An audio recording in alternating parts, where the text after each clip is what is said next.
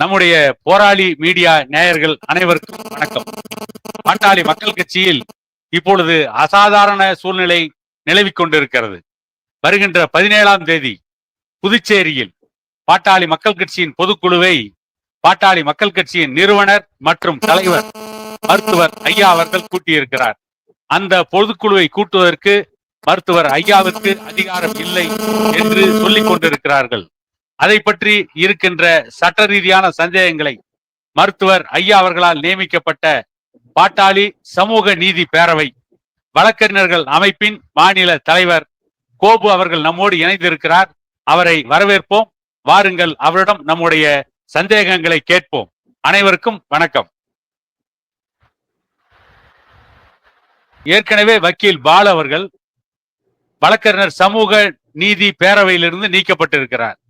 இப்படிப்பட்ட சூழ்நிலையில் கடந்த 9ஆம் தேதி மகாபலிபுரத்தில் அன்புமணி அவர்கள் பொதுக்குழுவை கூட்டினார். அந்த பொதுக்குழுவிலே சில முடிவுகளை எடுத்தார்கள். அதற்கு முன்பு அவர்கள் சொன்னது, அன்புமணி அவர்களுக்கு பாட்டாளி மக்கள் கட்சியினுடைய மாம்பழம் சின்னம் ஒதுக்கப்பட்டு விட்டது, கட்சி அவரிடம்தான் இருக்கிறது என்று சொன்னார்கள். அந்த பொதுக்குழுவில் மேலும் 1 ஆண்டு காலம் அன்புமணி அவர்கள் தலைவராக நீடிப்பார் என்று தீர்மானம் போட்டார்கள். இப்பொழுது ஆகஸ்ட் 17ஆம் தேதி மருத்துவர் ஐயா அவர்கள் ஏற்கனவே அறிவித்து விட்டார். புதுச்சேரி மாநிலத்தில் பொதுக்குழு சங்கமித்ரா திருமண மண்டபத்தில் நடக்கும் என்று, ஆகஸ்ட் 17ஆம் தேதி நடக்கும் என்று அறிவித்து விட்டார். நேற்று வக்கீல் பாலு சொல்லி இருக்கிறார், அன்புமணி கூட்டிய பொதுக்குழு தான் சட்டப்படி செல்லும், மருத்துவர் ஐயா அவர்கள் கூட்டியிருக்கின்ற பொதுக்குழு சட்டப்படி செல்லாது என்று கூறியிருக்கிறார். இதை பற்றி உங்களுடைய கருத்து என்ன? அனைவருக்கும் வணக்கம். முதல்ல வழக்கறிஞர் பாலு ஏன் கட்சியிலிருந்து நீக்கப்பட்டார் என்ற விவரத்தை நான் உங்ககிட்ட பகிர்ந்துருக்கோம். அதாவது கட்சியை ஆரம்பித்த 1989 இன்று வரை கட்சியினுடைய நடவடிக்கைகளில் நேரடியாக ஈடுபடக்கூடியவர் நிறுவனராக அந்த கட்சியை உருவாக்கிய பாட்டாளி மக்கள் கட்சியை உருவாக்கிய மருத்துவர் ஐயா அவர்கள். அன்றிலிருந்து இன்று வரை எந்த ஒரு பொறுப்பினை போடுவதாக இருந்தாலும் மருத்துவர் ஐயா தான் போட்டு வந்தார். லெட்டர் பேட்டில் வேணா தலைவர் நியமனம் செய்வதாக வருமே தவிர அந்த எந்த பொறுப்பா இருந்தாலும் அனைத்து பொறுப்புகளும் அவர் தான் நியமனம் கொடுப்பார். மருத்துவர் ஐயாவுடைய ஒப்புதல் பெற்றுதான் அதை செய்வார்கள். அதுதான் இன்று வரை நடந்து வருகிறது. அப்படித்தான் வழக்கறிஞர் பாலு அவர்களை வழக்கறிஞர்கள் சமூக நீதி பேரவை என்ற ஒரு அமைப்பினை உருவாக்கி அதற்கு தலைவராக நியமித்தார். அதே போல கட்சியினுடைய செய்தி தொடர்பாளர்களுக்கும் அவரை நியமித்திருந்தார். இந்த சூழலில் தந்தைக்கும் மகனுக்குமான பிரச்சனையை கட்சி பிரச்சனையாக மாற்ற சிலர் முயன்றார்கள். அதில் ஒருவராக வழக்கறிஞர் பாலு அவர்களும் தேர்ந்து கொண்டார். இது மருத்துவர் ஐயாவிற்கு பெரிய மன வருத்தத்தை தந்தது. ஏன் என்று சொன்னால், கட்சியில் வழக்கறிஞர் பாலு என்பவர் மதிமுகவில் இருந்து வந்தவர். கிட்டத்தட்ட நான் கட்சிக்கு வந்து பல்வேறு பொறுப்புகளில் பயணித்துக் கொண்டிருந்த காலத்தில் எனக்கு பிறகு 12 ஆண்டுகள் கழித்து மதிமுகவில் இருந்து வந்தவர் தான் திரு கே பாலு அவர்கள்.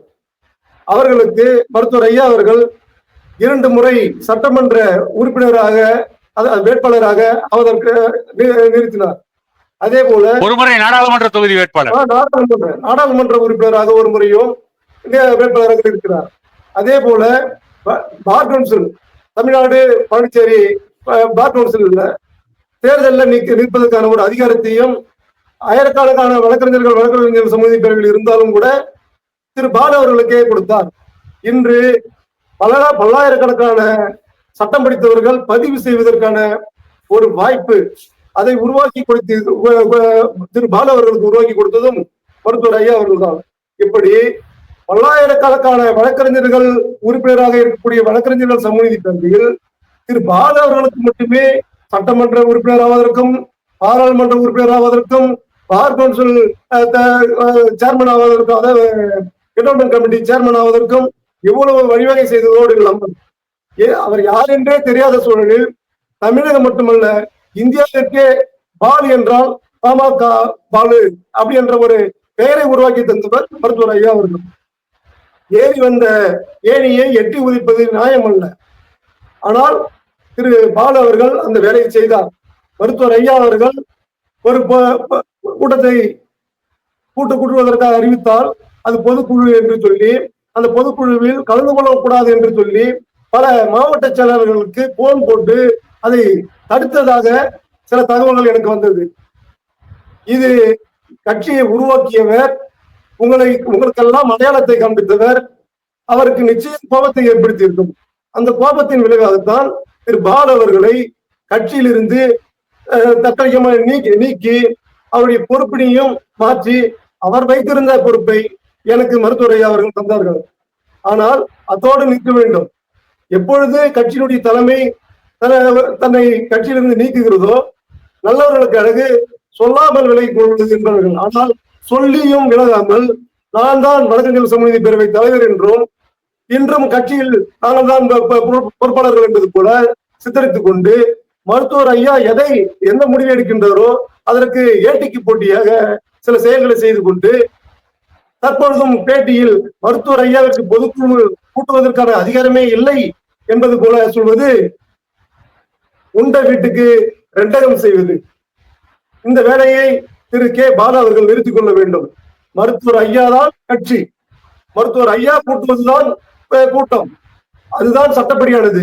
வருகின்ற 17ஆம் தேதி அனைத்து பாட்டாளி மக்கள் கட்சியினுடைய நிர்வாகிகளுக்கும் பொதுக்குழு உறுப்பினர்களுக்கும் முறைப்படி கடிதம் அனுப்பப்பட்டுள்ளது. மருத்துவர் ஐயா 17ஆம் தேதி கூட்டத்தை கூட்டவிருக்கின்றார். அது சட்டப்படியான பொதுக்குழு. ஏன் என்று சொன்னால் கட்சியினுடைய அமைப்பு விதி 13 தெளிவாக சொல்கிறது, எந்த ஒரு கூட்டத்திற்கும் நிறுவனர் அழைக்கப்பட்டு அவரது வழிகாட்டுதலின்படிதான் அந்த கூட்டத்தை கூட்ட வேண்டும் என்று சொல்கிறது. கட்சி அமைப்பு விதிக்கு முரணாக மருத்துவர் ஐயாவை அழைக்காமலேயே ஒரு பொதுக்குழுவை, அதுவும் போட்டி பொதுக்குழுவை மருத்துவர் ஐயா 17ஆம் தேதி பாண்டிச்சேரியில் பொதுக்குழு என்று அறிவித்தால் உடனடியாக முந்திக் கொண்டு 9ஆம் தேதி நாங்கள் பொதுக்குழுவை நடத்துவோம் என்று சொல்லி மருத்துவர் ஐயா இல்லாமலேயே ஒரு பொதுக்குழுவை நடத்துகிறார்கள் என்று சொன்னால் அது சட்டவிரோதமான கட்சி அமைப்பு விதிகளுக்கு முரணான ஒரு கூட்டம். அதுதான் பொதுக்குழு அல்ல, அதை தடை செய்ய வேண்டும். இதனால் சட்டம் ஒழுங்கு பிரச்சனை ஏற்படும் என்று சொல்லிதான் நாங்கள் சென்னை உயர்நீதிமன்றத்தில் மனு அளித்தோம். நாங்கள் போட்ட மனுதான் தள்ளுபடி செய்யப்பட்டிருக்கிறது. அந்த உத்தரவில் திரு அன்புமணி அவர்கள் தான் கட்சியினுடைய தலைவர் என்றோ அவருக்கு தான் கட்சி என்றோ நீதிமன்றம் எந்த உத்தரவும் போடவில்லை. அது சம்பந்தமா யாருக்கு அதிகாரம் இருக்குது என்பதை நாங்கள் சிவில் நீதிமன்றங்களில் வழக்கு தொடுத்து அஇஅதிமுகவினுடைய பொதுச் செயலாளர் யார் என்பதை தீர்மானித்தார்களோ அதே போன்று இந்த கட்சி மருத்துவர் ஐயாவுடையதுதான், மாம்பழம் சின்னம் என்பது பாட்டாளி மக்கள் கட்சியுடையதுதான் என்பதை நீதிமன்றத்தின் மூலம் நாங்கள் உறுதி செய்வோம். இல்ல சார், இல்ல எனக்கு ஒரு சந்தேகம் என்னன்னு கேட்டீங்கன்னா, பாட்டாளி மக்கள் கட்சிக்கு அங்கீகாரம் போய் பல வருடங்கள் ஆகிவிட்டது. தேர்தல் கமிஷனுடைய அங்கீகாரம் கிடையாது. அங்கீகரிக்கப்பட்ட கட்சிக்கு தான் ஒரு சின்னம் நிரந்தரமா இருக்கும். உதாரணத்திற்கு திமுகவிற்கு உதயசூரியன், அதிமுகவுக்கு இரட்டை இலை, கம்யூனிஸ்ட் கட்சிகளுக்கு கதிர் அறிவால், இந்த மாதிரி சின்னங்கள் இருக்கு. அப்படிங்கிறப்ப அங்கீகரிக்கப்படாத கட்சியாக இன்றைக்கு பாமக இருக்கு தேர்தல் கமிஷனால். அதனால சின்னம் எப்படி இவங்களுக்கு தான் முழு உரிமைன்னு எப்படி சொல்ல முடியும்? அதாவது எல்லாவற்றுக்கும் எல்லாமே அவங்களுக்கு சாதகமா இருப்பது போல மக்களையும் தொண்டர்களையும் குழப்பிக் கொண்டிருக்கின்றார்கள். அதாவது தேர்தல் சின்னம் என்பது தேர்தல் அறிவித்து தேர்தல் நடப்பதற்கு 1 மாதத்துக்கு முன்பாக தீர்மானிக்கப்பட வேண்டிய விஷயம். இப்பொழுதெல்லாம் இவருக்கு தான் இந்த சின்னம், இவருக்கு தான் இந்த சின்னம் என்று தேர்தல் ஆணையம் சொல்லாது. நீங்கள் சொல்வது போல் பாட்டாளி மக்கள் கட்சி தற்பொழுது மருத்துவர் அன்புமணி அவர்கள் தலைவராக இருந்த காலத்தில் நீண்ட காலமாக அங்கீகரிக்கப்பட்ட கட்சியாக இருந்த பாட்டாளி மக்கள் கட்சி தன்னுடைய அந்த அங்கீகாரத்தை இழந்து நிற்கின்றது. அங்கீகாரம் இல்லாத கட்சியில் தேர்தல் ஆணையம் தலையிட முடியாது. அது ஒரு பதிவு செய்யப்பட்ட கட்சி, அவ்வளவுதான். இந்த பதிவு செய்யப்பட்ட கட்சிக்கு சின்னம் என்பது உறுதியானது கிடையாது. இந்த சின்னத்தை மாம்பழ சின்னத்தை யார் வேண்டுமானாலும் உரிமை கோரலாம். அந்த சூழலில் தேர்தல் ஆணையம் தேர்தலுக்கு முன்பாக 1 மாதத்துக்கு முன்பாக தான் இதை யாருக்கு கொடுக்க வேண்டும் என்று தீர்மானிக்கும். அப்படி பார்க்கும்பொழுது இதற்கு முன் எந்த கட்சி அதை நீண்ட காலமாக வைத்திருந்ததோ அந்த கட்சிக்கு கொஞ்சம் சற்று முன்னுரிமை தருவார்கள். அந்த முன்னுரிமையின் அடிப்படையில் எதிர்காலத்தில் பாட்டாளி மக்கள் கட்சி மருத்துவர் ஐயாவிடம் இருக்கின்ற அந்த பாட்டாளி மக்கள் கட்சிக்கு தான் அந்த சின்னம் ஒதுக்கீடு செய்யப்படுமே தவிர இவர்கள் சொல்வது போல் ஏதோ மருத்துவர் அன்புமணியிடம் அந்த மாம்பழ சின்னத்தை தூக்கி கொடுத்தது போல் இவர்கள் ஒரு பிம்பத்தை ஏற்படுத்துகின்றார்கள். அது முற்றிலும் பொய். அதே போல வெறும் பொய்யை மட்டுமே வாய் கூசாம சொல்லிட்டே இருக்காங்க. மக்கள் குழப்பிக்கிட்டே இருக்காங்க. இந்த ஐயாவை பொதுக்குழுக்கு அழைத்ததா அவங்க நடத்தின பொதுக்குழு சொல்லிட்டு அதுக்கு அழைத்ததா சொல்றாங்க. அதுவும் உண்மை கிடையாதுங்க. ஐயாவுக்கு எந்த விதமான அழைப்பும் கிடையாது.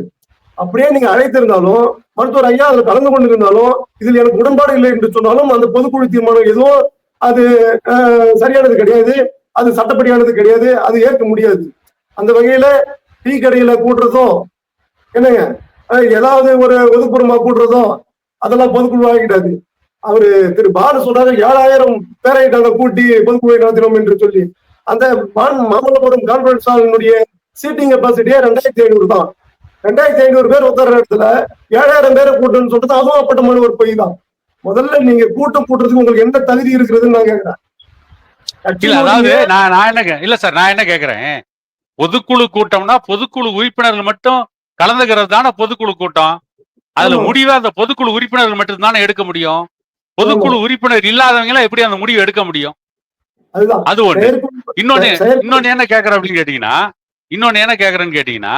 அது இப்பொழுது மருத்துவர் அன்புமணி அவர்களிடம் இருக்கின்ற பல மாவட்ட தலைவர்கள், மாவட்ட செயலாளர்கள் கிட்டத்தட்ட ஒரு 90 பேர் நினைக்கிறேன்.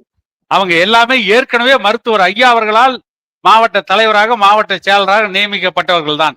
அப்பொழுது அன்புமணி அவர்களை மாவட்ட செயலாளராக நியமிக்கவில்லை. அவர்களை மருத்துவர் ஐயா நியமித்தது செல்லும். இப்பொழுது மருத்துவர் ஐயா நியமித்தது செல்லாது என்று சொல்வது இது என்ன மாதிரியான நடைமுறை? அதாவது பாட்டாளி மக்கள் கட்சியில ஒழுங்கு நடவடிக்கை குழுன்னு இருக்குங்க. அந்த ஒழுங்கு நடவடிக்கை குழு கட்சியினுடைய விதிமுறைகளுக்கு மாறாக நிறுவனர் சொல்வதற்கு ஏட்டிக்கு போட்டியாக இல்ல கட்சிக்கு கெட்ட பெயரை உருவாக்கும் விதமாக நடந்து கொள்வதற்கு மீது நடவடிக்கை எடுக்கும். அந்த வகையில ஏற்கனவே இருந்த மாவட்ட செயலாளர்கள் எல்லாருமே நடவடிக்கை எடுத்து புதிதாக மாவட்ட செயலாளர்களை ஐயா நியமித்திருக்கிறார்கள்.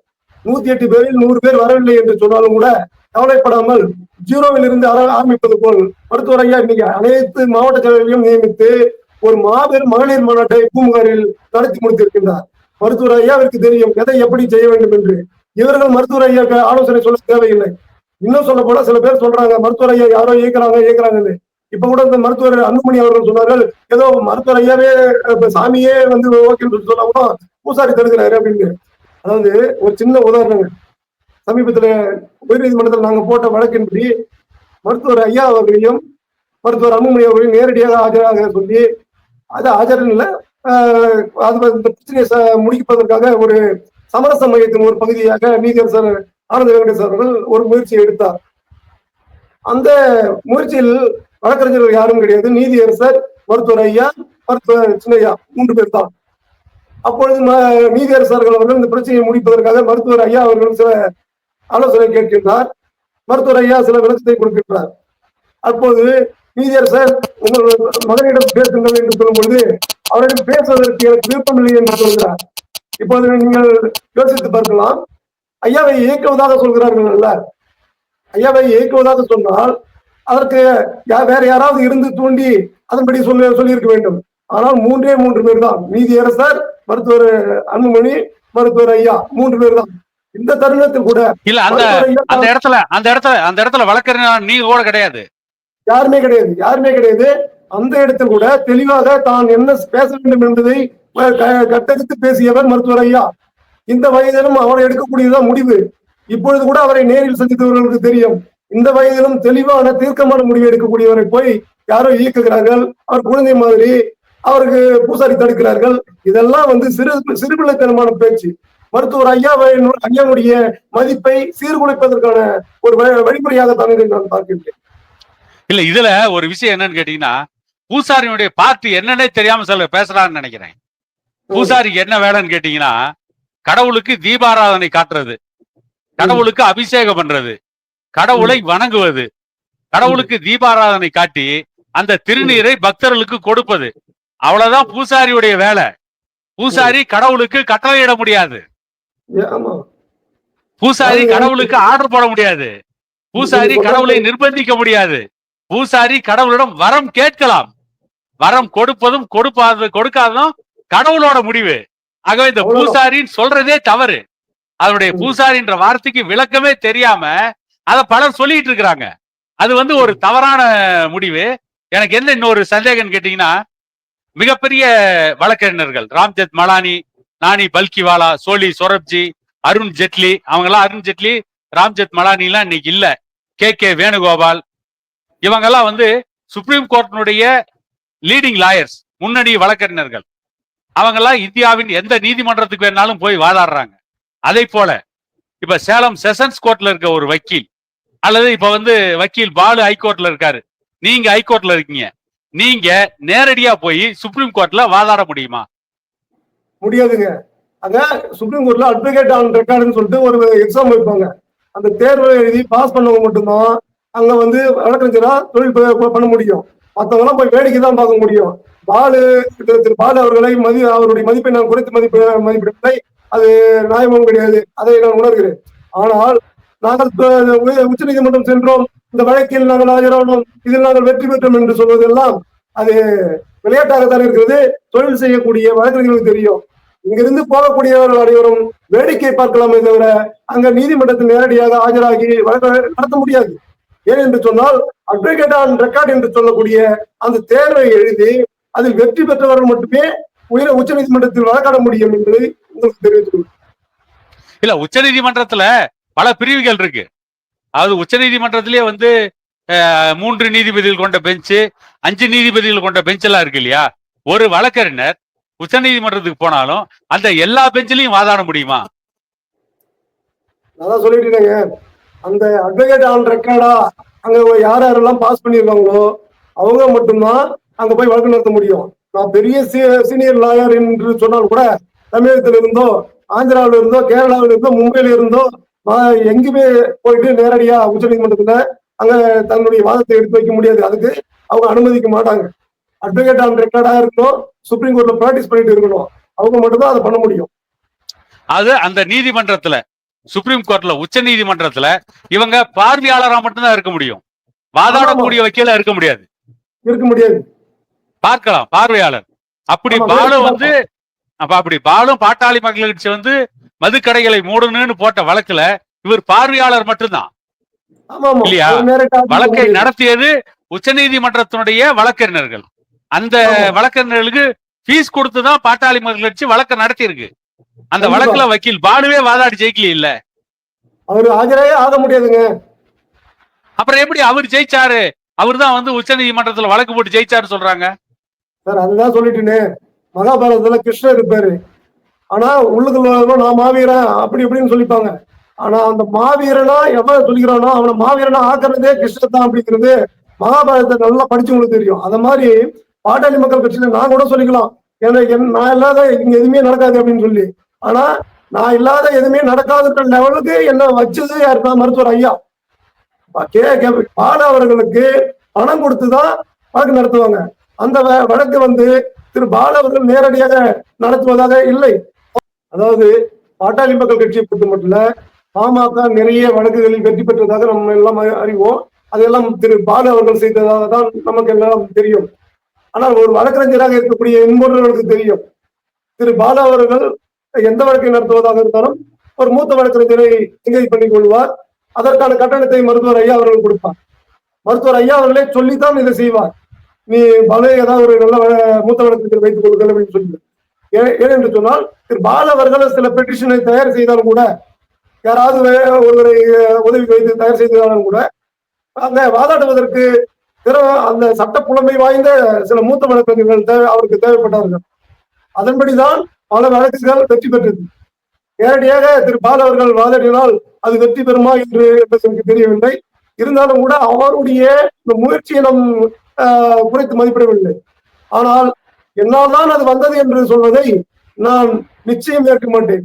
மருத்துவர் ஐயா சொல்லி திரு பாலு அவர்கள் செய்தார்கள். திரு பாலு அவர்கள் ஒரு மீடியேட்டராக மருத்துவர் ஐயாவிற்கும் மூத்த வழக்கறிஞர்களுக்கும் ஒரு மீடியேட்டராக இருந்தாரே ஒழிய இவரே எல்லாத்தையும் உச்ச நீதிமன்றம் வரை சென்று அனைத்து வழக்கிலும் வெற்றி பெற்று பாமக பெருமை சேர்த்தார் என்பது அது அறியாதவர்கள் வேண்டுமானால் அதை ஏற்றுக்கொள்ளலாம். எங்களுக்கு தெரியும் அது எப்படி என்று. வழக்கறிஞர்களாக பணிபுரியக்கூடியவர்கள் உயர் நீதிமன்றத்தில் இருக்கக்கூடிய வழக்கறிஞர்களுக்கு நன்றாகவே தெரியும். அதாவது நீங்க மகாபாரதத்துல சொன்னீங்க, அது வந்து அந்த போரை நடத்தினதே வந்து கிருஷ்ண பரமாத்மா தான். போர்ல ஒவ்வொருத்தருக்கும் ஒவ்வொரு பார்ட். ம். பீமனுக்கு ஒரு பார்ட், அர்ஜுனனுக்கு ஒரு பார்ட், தர்மனுக்கு ஒரு பார்ட், ஒவ்வொருத்தருக்கும் ஒவ்வொரு கதாபாத்திரம். ஆனா அதை இயக்குனதே வந்து கிருஷ்ண பரமாத்மா தான். கிருஷ்ண பரமாத்மாவோட இன்னொரு பெயரே ராமதாஸ் தான். ஆமா, அவதாரம். கிருஷ்ண பரமாத்மாவுடைய மறுபெயரே ராமதாஸ் தான். அது ஐயா தான். அதனால இந்த கட்சியை நடத்துறதே வந்து ஐயா தான். ஐயா இல்லைன்னா பாமக கிடையாது. ஏன் இன்னைக்கு வன்னியர் சமூகத்துக்கு உரிமையே கிடையாது.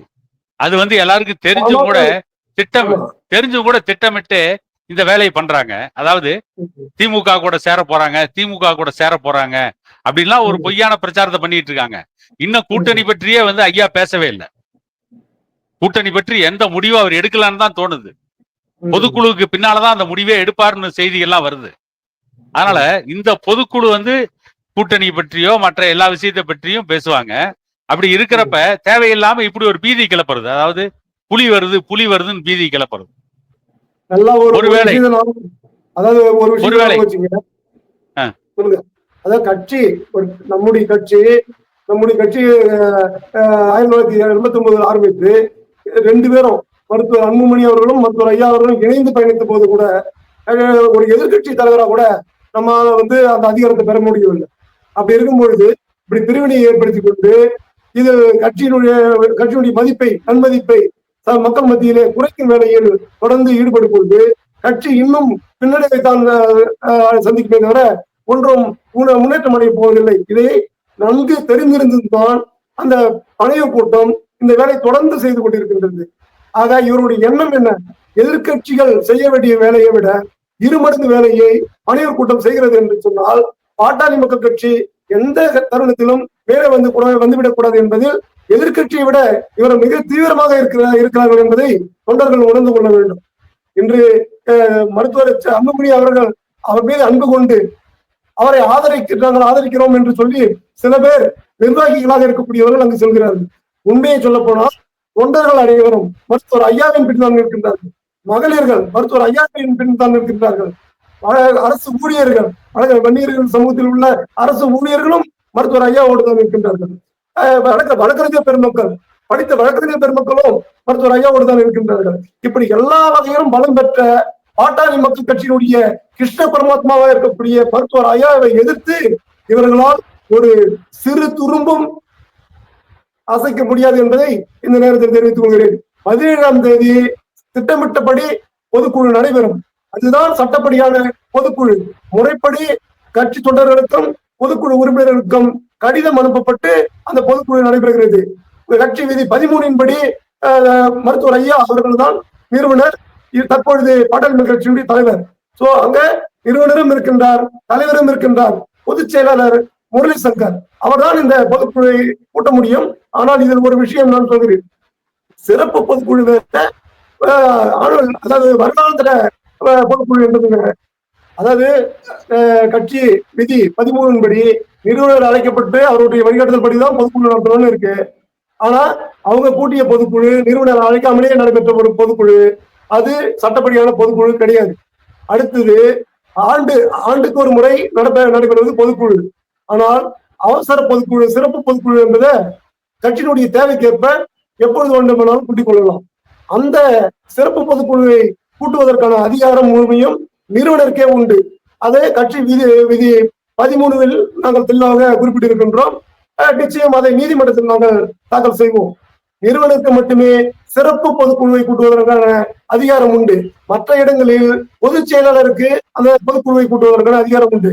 பொதுக்குழு என்பது வேறு, சிறப்பு பொதுக்குழு என்பது வேறு. சிறப்பு பொதுக்குழு என்பது கட்சியினுடைய அவசர தேவைக்காக கூட்டப்படக்கூடிய ஒரு பொதுக்குழு. அந்த பொதுக்குழு நிறுவனர் கூட்ட முடியும்.